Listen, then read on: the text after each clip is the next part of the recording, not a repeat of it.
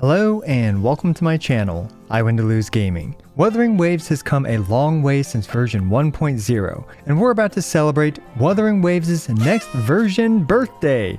2.0 is right around the corner, and it's honestly crazy to see just how far the game has come. We've gone from dancing turtles to now dancing bathtubs, and that's just barely scratching the surface of what you can expect in version 2.0. Now, I've been playing Wuthering Waves since the beta, so I've had the privilege of seeing our little Echo grow up into the successful game that it's become today, and it's really impressive how much the world of Wuthering Waves has developed. On release, the overworld to me felt like it was green grass, then red grass, and then poison grass. But the new city and areas of version 2.0 go far beyond a spray painting grass. Rinascita is the new region, and Raguna, reminds me of ragu pasta sauce, is the new Venice-inspired city with intricate waterways and wonderful scenery. And on the contrary, Nimbus Sanctum, another new region, straight up looks like it's from a fairy tale with its rainbows and clouds. And there are clearly many additional completely new environments to explore. Personally, I think this is a great improvement to the dynamic world building and experience for Wuthering Waves. Echoes have also just been kind of a thing that the MC uses that the rest of the world didn't really seem to acknowledge much. Or at least that's coming from me, a serial story skipper. But Rinascita completely flips this on its head, with echoes integrated into its society, ranging from commuting around town to being your personal jukebox and even helping you fly around. Crew Games is truly building upon its in-game world and lore and improving the immersion on so many levels. And yes, you heard that right, flying around. It looks like you can literally fly around the new area, and likely with less restrictions than many other games. As for the water traversal, the new boat echo looks pretty amusing as well. Personally, I think this is a great approach to further improve an already great overworld exploration.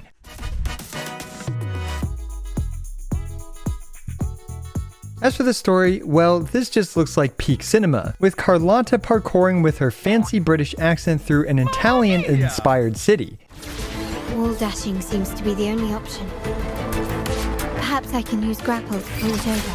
The future of Rinascita rests with all of us. In between enjoying her English muffins at her local pizzeria, this British Venetian appears to strafe through lasers while defying gravity and running on walls, all to jump into the giant void that will be my wallet after 2.0 is released. This is peak cinema with zero expired cannolis to be seen. European accents and countries all being interchangeable to us Asians aside, each patch is clearly improving on its immersion, cinematography, and storytelling, and version 2.0 is looking to go even further beyond our expectations. Best of all, if you're a story skipper enjoyer like me, you can go straight to Rinascita's story as long as you've completed Chapter 1, Act 3.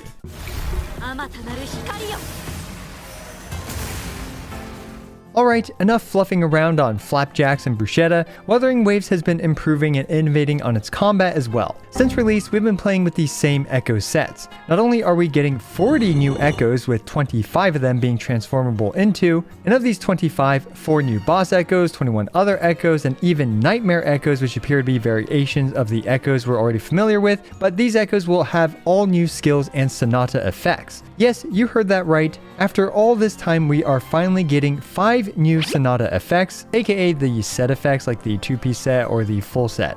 While I'm not sure of what these new effects are or what they do, I am very curious to see how they'll impact existing characters and foreshadow how future characters will work. Regardless of the meta implications, them adding more sonata effects is a much needed breath of fresh air for the gotta catch 'em all gameplay and build diversity. Fortunately, there's an ongoing web event to help you collect echoes. Not only that, but there will be a new set of craftable weapons, and okay, I'm not gonna lie here, but hopefully these are better than the original 1.0 craftable weapons, because those are, yeah.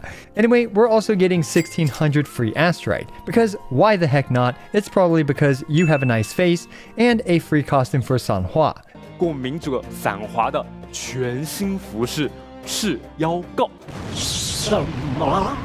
This marks an incredible turning point for Wuthering Waves, as we can now expect costumes to be added to the game. Jinshi is also getting a premium costume, which I'm assuming we'll have to pay for, and this costume also adds a custom weapon skin. Frankly, I prefer having more skins to choose from than less skins, so hopefully they ramp up the frequency of new skin releases.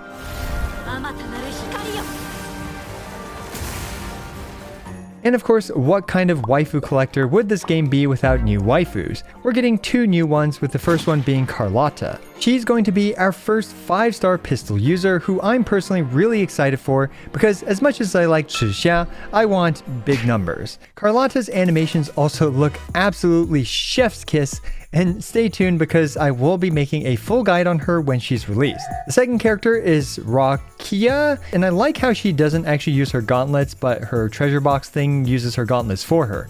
She appears to have some grouping capabilities, and hopefully she is much easier to use than Genshin is. The first phase of banners will have Carlotta and Zhezhi, with the 4-star characters being Zhixia, Sanhua, and Mortefi. That's a lot of pistols all on one banner. Meanwhile, phase 2 will feature Genshin 2.0, aka Roccia, and Jinchi's rerun, along with Youhu, Danjin, Yuanwu as the 4 stars.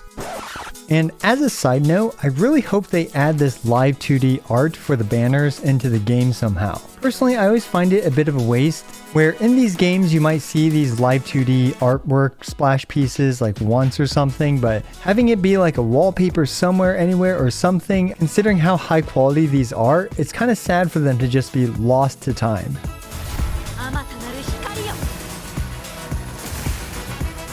And of course, there's also a bunch of quality of life features coming in 2.0, much of which is to improve accessibility, quality of life, and frankly demonstrates that they've been listening to the player base's needs. For example, you can now challenge bosses you haven't even unlocked yet via the guidebook, and even get essential materials in advance. This way, for those players that are behind in the story or exploration, you can still play with the characters that you actually want to play with. Synthesis is now made easier, as going to some random billboard seems to be outdated these days, and you can just do it in the menu. And dailies are now easier as well, and they've even added an immersion mode for those who really want to, well, feel immersed without all the UI. And this here is the craziest quality of life feature of them all. You can now switch your gender. Yes, this feature is so rare in gacha games, but you are able to change the gender of Rover, so now those that regretted choosing the male MC, you can now join the waifu master race like the rest of us. Jokes aside, this is a great feature that frankly more games should implement. Alright, and 2.0 marks another major milestone for Wuthering Waves,